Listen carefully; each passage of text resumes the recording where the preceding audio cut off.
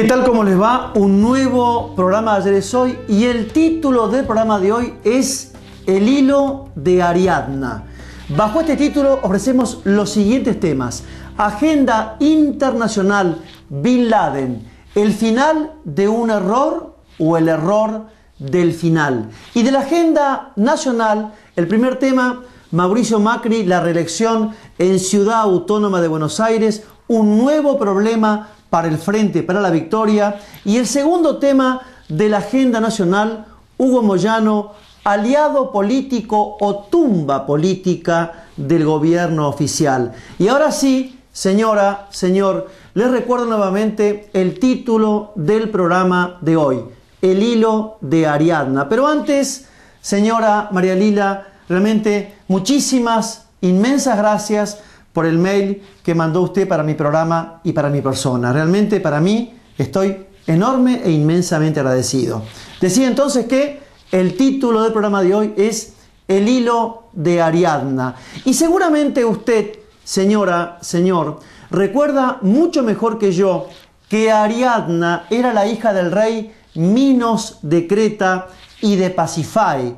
Ariadna fue aquella que le proporcionó al héroe legendario de Atenas, a Teseo, el famoso hilo para que Teseo pudiese entrar al laberinto, matar al monstruo llamado Minotauro y, guiado por el hilo de Ariadna, retornar y no perderse en el laberinto. Pero yo quiero recordarles, seguramente ustedes se acuerdan mucho mejor que yo, que el mar Egeo baña al norte las costas de Macedonia y Tracia. El mar Egeo al este baña el continente asiático. El mar Egeo baña al oeste la llamada Grecia continental. Y al sur el mar Egeo baña la isla de Creta. En la isla de Creta, o mejor dicho, en el perímetro geográfico marítimo que acabamos de señalar del mar Egeo,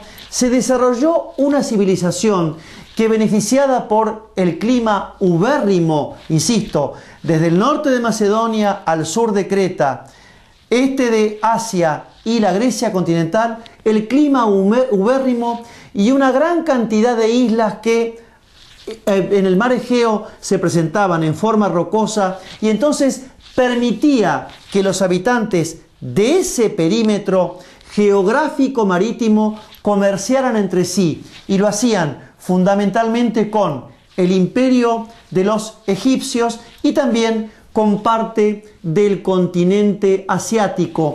Estos primeros pueblos fueron la llamada civilización prehelénica o pelasgos, que tenían una suerte de escritura muy primitiva, que después pasaron a la escritura jeroglífica por influencia del imperio egipcio, y también después, allá por el año más o menos 2000 antes de Cristo, construyen en el norte de Creta el palacio fastuoso, cuyo nombre fue Gnosos, y al sur de Creta el otro palacio suntuoso, cuyo nombre fue Faistos. Pero más o menos allá por el año 1700 antes de Cristo, se produce en todo este perímetro geográfico marítimo que acabamos de señalar, desde el norte de Macedonia al sur de Creta, Asia Menor y Grecia continental, se produce una invasión de pueblos indogermánicos, del Cáucaso. Y entonces se produce una especie de crisis económica dentro de la civilización cretomicénica de los pelasgos, y se produce una revolución. Esta revolución cambia la fisonomía política, económica de esa Creta clásica, y entonces surge una nueva dinastía que era de los reyes de Minos. Los reyes ocupan el trono de Creta con el nombre de Minos. Minos fue el primer rey de Creta, que tenía por símbolo el cetro, la flor de lis y el hacha de doble filo denominada labris. En cuanto a la religión cretense, ellos practicaban la zoolatría y el antropomorfismo. Léase, creía desde el punto de vista de la zoolatría que había animales sagrados, y desde el punto de vista del antropomorfismo le pusieron a los dioses o colocaron en ellos nombres y formas humanas. En orden a la arquitectura estamos ubicados, señor, alrededor del año más o menos 1600 antes de Cristo, primer rey de esta nueva dinastía, insisto, el rey Minos. En orden a la arquitectura, estos palacios de Phaistos al sur de Creta y de Knossos al norte de Creta tenían más de 200 habitaciones comunicadas entre sí por complejos pasillos que asemejaban una suerte de laberinto gigante. La pintura entre los cretenses, guiados por los modelos de los peces, los moluscos y los mariscos, por ese tipo de formas, esas representaciones pictóricas eran llevadas a los palacios y a las casas suntuosas de los cretenses. Y también, en orden a la cerámica, los cretenses fueron óptimos ceramistas al nivel de la civilización china.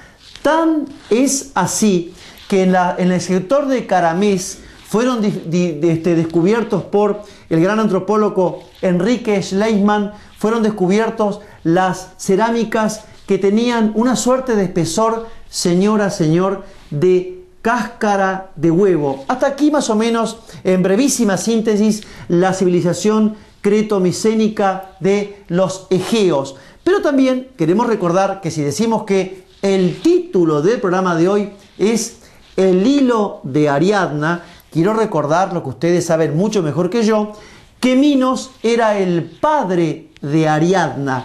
Minos, rey de Creta, cuya mujer fue Pasífae. Minos tenía por hermanos a Eaco y a Radamanto, que entre los tres formaron una suerte de trilogía de reyes que por su sabiduría, por su prudencia, por su equilibrio en el poder, fueron llevados a las profundidades después de su muerte por Plutón o Hades, el juez o rey de las profundidades. Minos, que tenía por hijos, entre otros, a Acalis, Androgeo, Ariana, Capireo, Deucalión, Fedra, Glauco y Cnodice. Y entonces, dentro de este laberinto que había construido el rey Minos de Creta, insisto, cuya mujer era Pasífae y cuya hija era Ariadna, vivía el monstruo que llevaba por nombre, seguramente usted recuerda mucho mejor que yo, el monstruo famoso, vivía el Minotauro. Pero en determinado momento, el rey Egeo de Atenas mata a Androgeo, uno de los hijos de Minos, rey de Creta, y entonces el rey Minos le impone un tributo anual a los muchachos y a las doncellas de Atenas, que todos los años 7 mujeres de Atenas y 7 hombres jóvenes de Atenas serían devorados por el Minotauro. Hacemos la primera pausa y enseguida volvemos.